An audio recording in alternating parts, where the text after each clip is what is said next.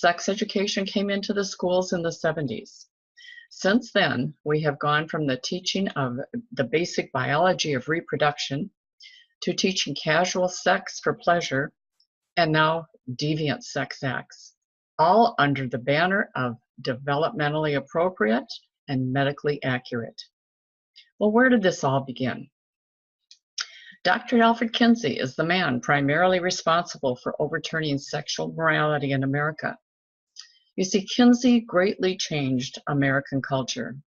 He is the reason our children are being sexualized, homosexuality normalized, and transgenderism glamorized. Kinsey is known as the father of the sexual revolution, the father of comprehensive sex education, and the father of the gay rights movement.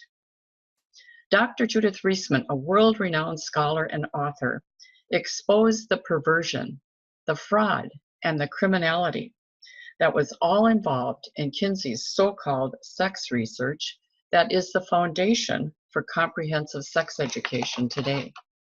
Dr. Kinsey was a sexual psychopath, a promiscuous homosexual, a sadomasochist, a pornography addict, a pedophile, and, oh yes, a professor at Indiana University.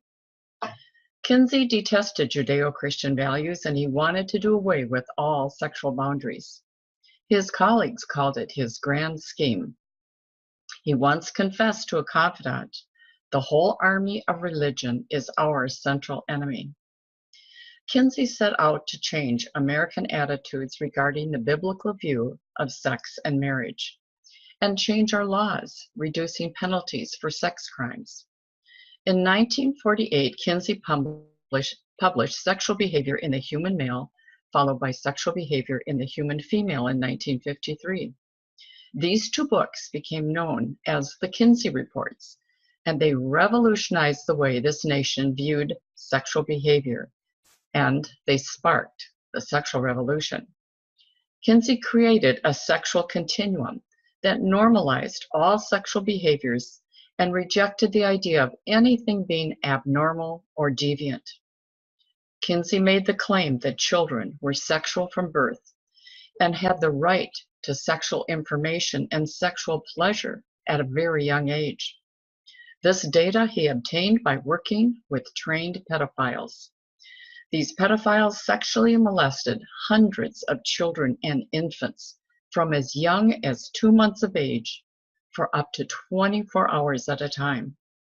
The tortured responses of the children that Kinsey described as pleasure are recorded in Kinsey's own book.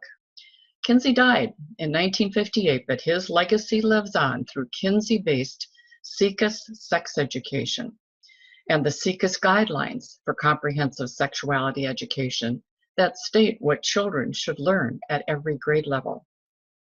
SIECUS, the Sexuality Information and Education Council of the United States, was founded in 1964 by Wardell Pomeroy, Kinsey's associate, and also Mary Calderon, the medical director of Planned Parenthood. It was launched out of the Kinsey Institute, and it is the primary clearinghouse for all comprehensive sex education materials. SIECUS was founded for the specific purpose of creating sex education curriculum, all based on Kinsey's fraudulent and bizarre findings for so-called child sexuality. SIECUS would not exist today without Kinsey. SIECUS comprehensive sex education lures students right to the edge of disaster with its focus on sexual pleasure, and then they rush in with their condoms, emergency contraception, and abortion referrals. Teachers are instructed to use the SIECUS guidelines for all sex education and to teach the students that the entire sexuality continuum from heterosexuality to homosexuality is healthy and normal. If the SIECUS sex education guidelines are based on the research of Kinsey, a known pedophile, just how comfortable are you when the curriculum materials and trainers tell you that everything is developmentally appropriate? The SIECUS guidelines promote sexual experimentation for children, they normalize homosexual acts, and they encourage teens to use pornography.